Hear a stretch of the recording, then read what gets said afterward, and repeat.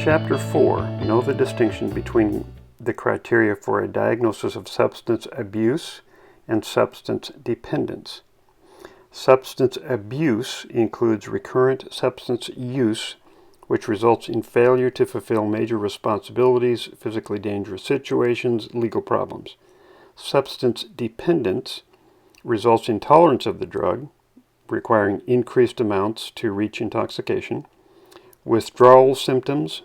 The substance is often taken in larger amounts over what was intended. Difficult or impossible to control use.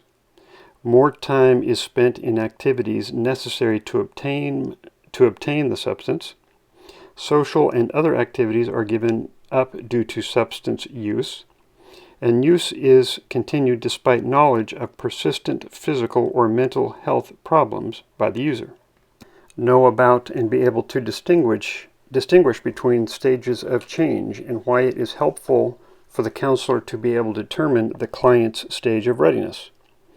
Knowing the client's stage of change is helpful for the clinician in order to use appropriate motivational strategies that are specific to the client in order to enhance the client's motivation to progress to the next stage.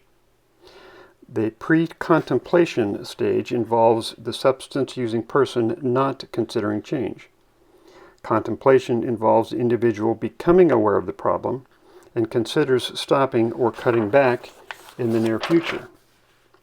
Preparation is when the individual perceives the advantage of change and decides to make a commitment to change. Action is when the person chooses a strategy for change and begins to implement the strategy. And maintenance is when the person makes efforts to sustain the gains made during the action stage and to prevent reoccurrence. What are evidence-based practices? Know the answer to this question as well as the 13 basic principles of effective treatment.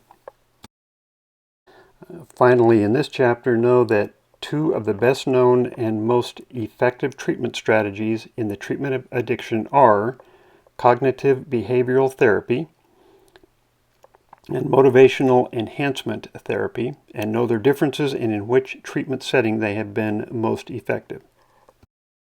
In Chapter 5, have a general understanding about the importance of being culturally competent and the importance of clinical supervision, as well as the differing roles of a clinical supervisor.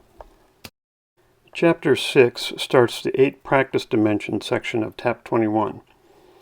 Addressing clinical evaluation, treatment planning, referral, service coordination, counseling, client, family, and community education, documentation, and professional and ethical responsibilities. This chapter starts with the importance of establishing rapport with substance abuse clients entering treatment, and this effort should start at the first contact, including the initial intake and opening treatment sessions.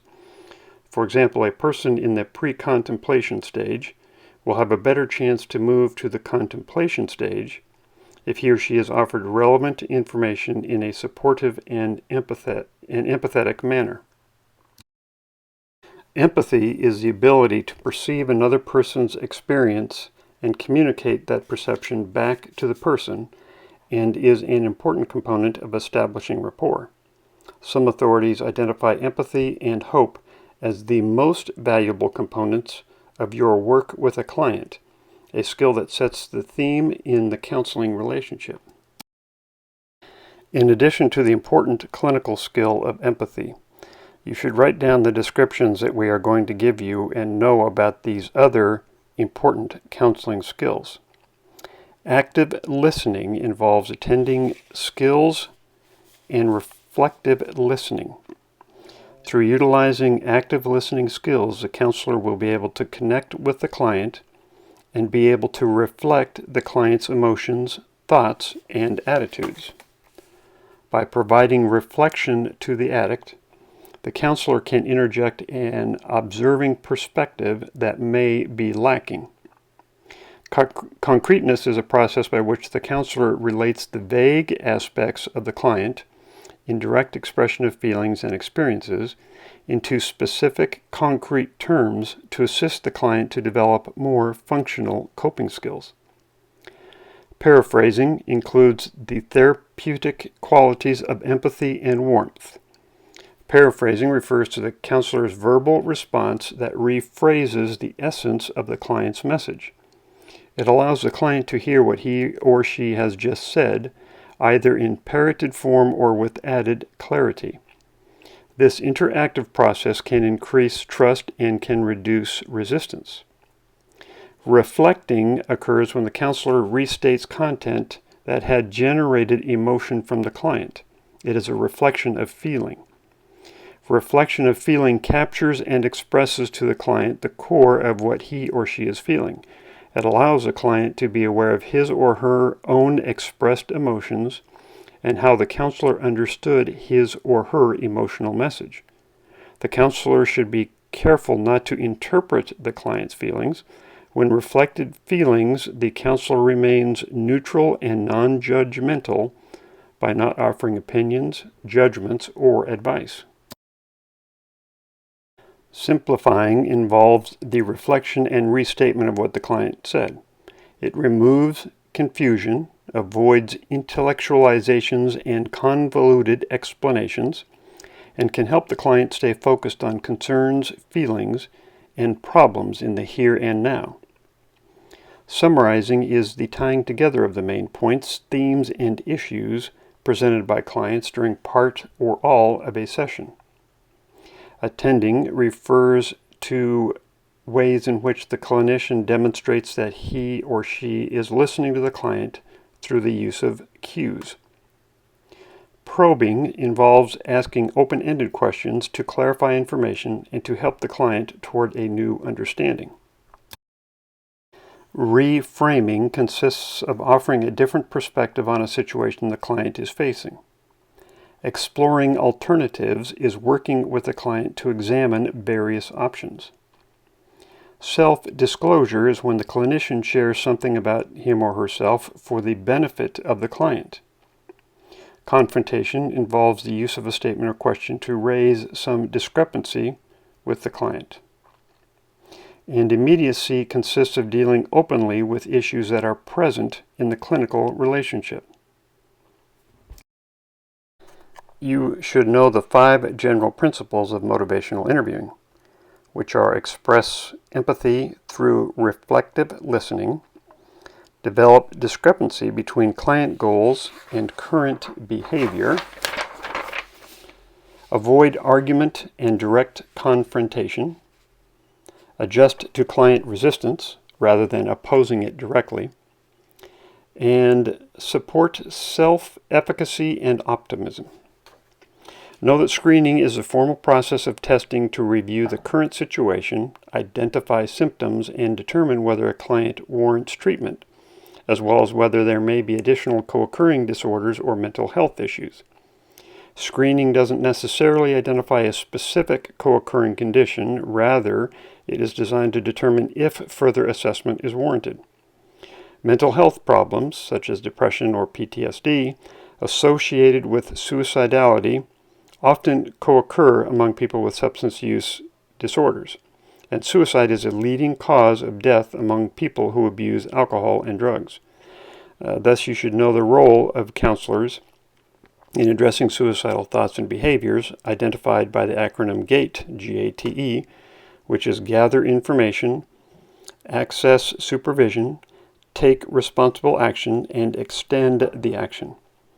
You cannot predict death by suicide, but you can identify people who are at an increased risk of suicidal behavior, take precautions, and refer them for effective treatment. When conducting an assessment, listen and look for red flags. Use the mnemonic "Is Path Warm?" Which is at the "What to Do If You Think a Person is Having Suicidal Thoughts" section, and watch out for the following: ideation, where there have been threatened or communicated suicidal actions or comments; feelings of no way out, hopelessness, no reason for living comments; dramatic mood changes; and excessive or increased substance abuse. Know that assessment is an ongoing process through which the counselor collaborates with the client and others to gather and interpret information necessary for planning treatment and evaluating client progress. Know the key definitions in this chapter that relate to screening, assessment, and treatment planning.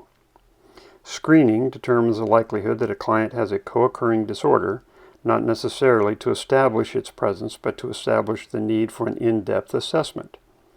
Know that you must monitor for warning signs throughout the intake, screening, assessment processes, and immediately address or take care of current critical health or safety risks of the client. For example, if a client comes in and needs to be detoxed, take the steps to get this done first. Know the responsibilities of the initial intake interview, which include providing a client with a description of rights and responsibilities, obtaining releases of information, confidentiality information, consent for treatment, as well as financial arrangements. Assessment gathers information in order to establish or rule out the presence of a co-occurring disorder, to determine the client's readiness for change, and engages the client in the development of an appropriate treatment relationship. For example, an initial evaluation should include gathering history of alcohol and drug use, physical health and mental health treatment history, family issues, current status of physical and mental health and status of substance use or abuse, treatment readiness, and the level of cognitive and behavioral functioning of the client. Treatment planning develops a comprehensive set of program and treatment interventions for each disorder, matched to the individual needs, readiness, and goals of the client. An integrated screening, assessment, and treatment planning program addresses both mental health and substance abuse issues and matches the plan to the individual needs, strengths, weaknesses, readiness, and goals of the client. In Chapter 7, understand that treatment planning is a collaborative process from the beginning of the program in which the professional and the client develop a written document that identifies the important treatment goals, including steps and expected outcomes. As stressed in this chapter, it is important, perhaps essential, for the client to be involved in setting case management goals, with the client success greatly enhanced with such involvement. Understand the stages of change model discussed previously to determine the client's readiness for treatment and what the client is thinking and experiencing at the time, and at each the contemplation, preparation, action, maintenance, and relapse levels. Be able to distinguish between the screening instruments identified in this chapter. Know what screening instruments the acronyms CAGE, MAST, and ASI represent. Know that the CAGE is a preferred test to screen for alcohol abuse, and know that the ASI is probably the most widely used assessment instrument for substance abuse. Chapter 8 covers the consideration of referral by the counselor to other programs and services for the client. Referral puts the responsibility on the counselor to know into what situation you are referring the client and to take a good look at the other program before referring your client there. Depending on the client's needs, referral could be to legal aid, battered women's shelters, public assistance programs, 12-step groups, churches, or other organizations. For example, a counselor, as part of a treatment plan, may refer a client to a local 12-step program in order to help the client maintain sobriety. Getting to know the agency to which you are referring a client should include some personal interaction with the agency, such as visiting the agency and becoming otherwise familiar with the services that are provided. The counselor could also invite representatives of a 12-step program to the facility to learn more about that program before referring the client. When referring, the counselor should do a pre-contact, such as a written note or phone call to the agency, as well as plan for follow-up to see that the client actually attended.